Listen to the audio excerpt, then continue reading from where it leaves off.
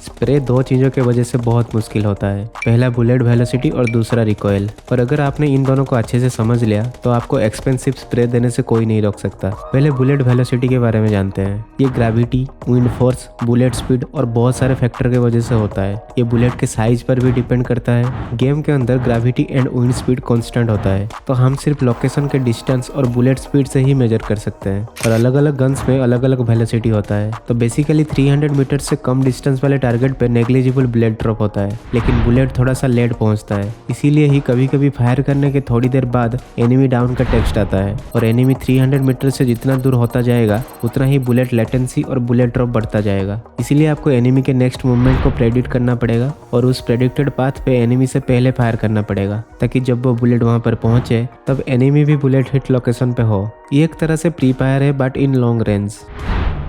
Okay, अब recoil के बारे में डिस्कस करते हैं। यहाँ पे डिफरेंट गन्स हैं और उनमें डिफरेंट तरह के रिकॉयल होना चाहिए, राइट? बट सारे गन्स के रिकॉयल को अच्छे से देखो।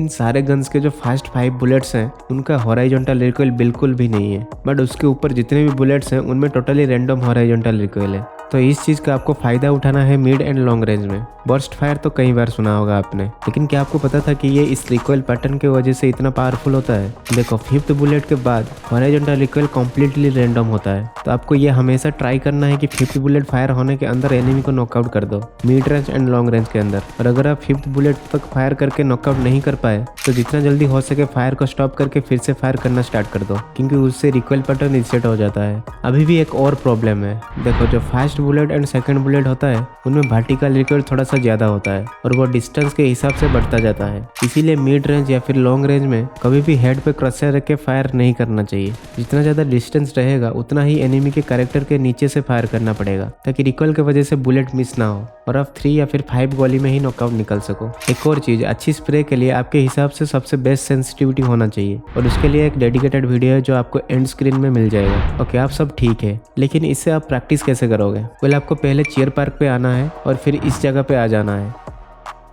उसके बाद आप जो भी गन को लॉन्ग या फिर मिड रेंज के लिए प्रैक्टिस करना चाहते हो उसे पिक कर लो और डिफरेंट स्कोप्स को भी उठा लो, जैसे 3x, 4x, 6x, या फिर अगर आप स्नाइपिंग करना चाहते हो तो 8x उठा लो। और फिर यहाँ पे आने के बाद आपको 2 ऑप्शंस मिलेंगे, पहला मिड रेंज और दूसरा लॉन्ग रेंज। इनको हर दिन थोड़ा थोड़ा प्रैक्टिस करते रहो। और अगर आप कंटिन्यूअसली थोड़ा ज़्यादा बुलेट फायर करते हो तो फिर क्राउच या फिर प्रोन होकर फायर करो, इससे रिकॉइल बहुत कम हो जाता है। और जहाँ भी क्राउच एंड फायर करने का मौका मिले उसे मत गवाओ। मैं हूँ अभिषेक और मैं मिलता हूँ आपको अगले वाले वीडियो में। तब तक आप इन सारे वीडियोस को देख सकते हो।